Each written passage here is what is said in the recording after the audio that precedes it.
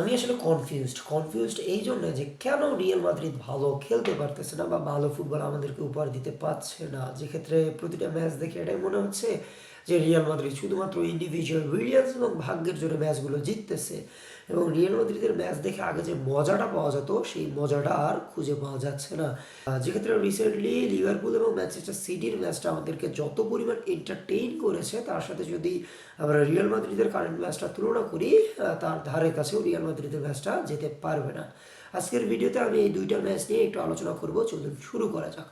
প্রথমে আসা যাক লিভারপুল এবং ম্যানচেস্টার সিটির ম্যাচ। এই ম্যাচটাতে দীর্ঘ 90 বছর পর লিভারপুল তার ঘরের মাঠ এবং অ্যাওয়েতে ম্যানচেস্টার সিটির কাছে দুইটা ম্যাচই হেরেছে। তার পাশাপাশি আর্লিং হাল্যান্ড অ্যানফিল্ডে আজকেই এই ম্যাচটাতেই তার প্রথম গোলটা করলো, মানে তার গোলের খরা অ্যানফিল্ডে যেটা ছিল সেটাকে কাটিয়ে উঠলো। তার পাশাপাশি আমরা দেখেছি ডমিনিক সোবোসলাইজের একটা স্ক্রিমার। আমরা ক্রিস্টিয়ানো রোনালদোর লাইভ গোলগুলো আমরা দেখতে পারিনি, ফ্রি কিকগুলো, কিন্তু ডমিনিক সোবোসলাইজ আর্সেনালের বিপরীতে যে গোলটা করেছে এবং রিসেন্টলি ম্যানচেস্টার সিটির এগেনস্টে যে গোলটা করলো, সেই দুটো গোলই ছিল একটা অ্যাবসলিউট স্ক্রিমার।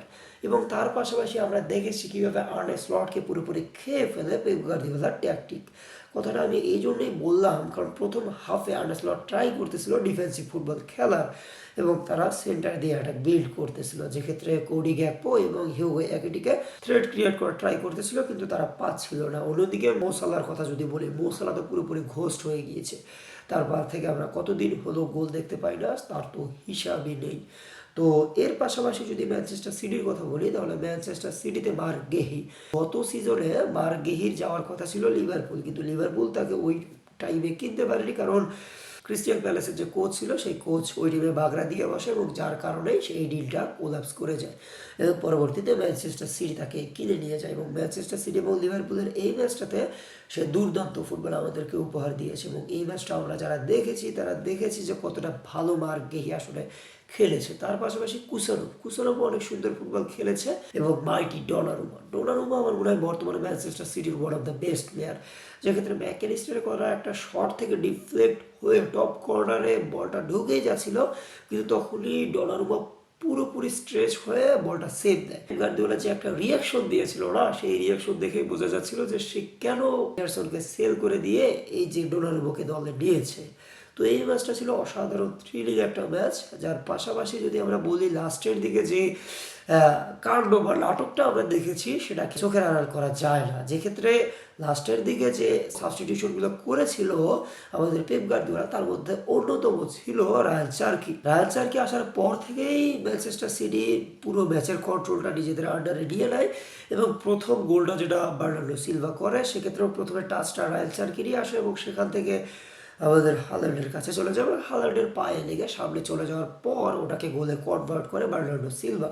এবং লাস্টের দিকেও রায়ান চার্কি একটা মিডবার্ড থেকে একটা গোল করেছিল, কিন্তু সেক্ষেত্রে কি হয়, আমাদের ডমিনিক সোবোসলাই যখন বলটা সেভ দিতে যায় তখন আর্লিং হালান্ড যাচ্ছিল বলটা গোল করার জন্য এবং তখন সে আর্লিং হালান্ডকে পিছন থেকে গ্র্যাব করে, কিন্তু রেফারি ওইখানে ক্লিয়ার দিয়ে দেয়। কিন্তু যখন আবার আর্লিং হালান্ড ডমিনিক সোবোসলাইকে পুল করে তখন আবার ওরা ফাউল ধরে নেয় রেফারি এবং যখন ভিআর এটা চেক দেয় তখন দেখা যায় যে ডমিনিক সোবোসলাই আগে গ্র্যাব করেছিল, ওই জায়গায় ডমিনিক সোবোসলাইকে রেড কার্ড দিয়ে দেওয়া হয় এবং গোলটা ক্যান্সেল করে দেওয়া হয়। এবং আমার মনে হয় গোলটা ক্যান্সেল করা উচিত হয়নি এক্ষেত্রে, যেহেতু তারা ক্লিয়ার দিয়ে দেওয়া হয়েছিল, সেক্ষেত্রে যদি গোলটা দিয়ে দেওয়া হতো তাহলে ডমিনিক সোবোসলাই হয়তো ওই ক্ষেত্রে রেড কার্ডটা পাইতো না এবং সে পরের ম্যাচগুলো কন্টিনিউ করতে পারতো এবং এমনটাই বলেছিল আবার পেপ গার্দিওলা। কিন্তু আমার মনে হয় এই গোলটা রুল আউট করে দিয়ে লিভারপুলের জন্য খুব ভালোই হয়েছে, কারণ বর্তমানে তারা রয়েছে 6 নম্বরে এবং এটা যদি রুল আউট হয়ে যেত তাহলে তাদের এক্সজি হয়তো 0.4 বা +4,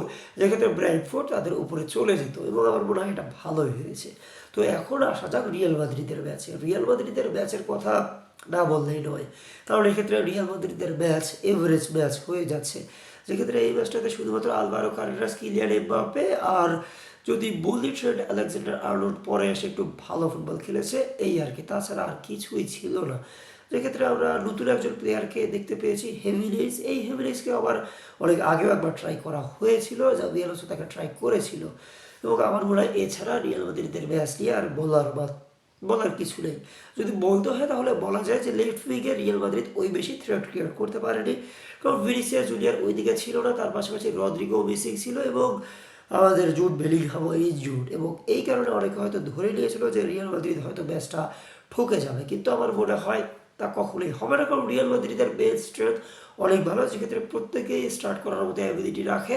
কিন্তু রিয়াল মাদ্রিদের সমস্যাটা তখনই হয় যখনই সকল প্লেয়ার একবারে ফিট থাকে, সেক্ষেত্রে কাউকে বেঞ্চ করা সম্ভব হয় না, এবং সকল মানে যাদের প্লেয়ার টিম একটু স্ট্রং তাদের সবাইকে মাঠে দেওয়া হয়, এবং সেক্ষেত্রে খিচুড়ি পাকিয়ে যায় রিয়াল মাদ্রিদের ম্যাচে, এবং যার কারণে রিয়াল মাদ্রিদ হারে বা খারাপ ফুটবল আমাদেরকে উপহার দেয়। এবং এই ম্যাচটাতে আমরা বার্সেলো টাইপ আলভারো কারেরাসকে দেখেছি, যেক্ষেত্রে আলভারো কারেরাস টিএলএক্স ভিনিসিয়াস জুনিয়রের মতো গেম আমাদেরকে উপহার দিয়েছে এবং একটা গোল আমাদেরকে উপহার দিয়েছে। তার পাশাপাশি কিলিয়ান এমবাপ্পে ওপেন নেটে একটা ট্যাপ ইন করেছে, এই আর কি।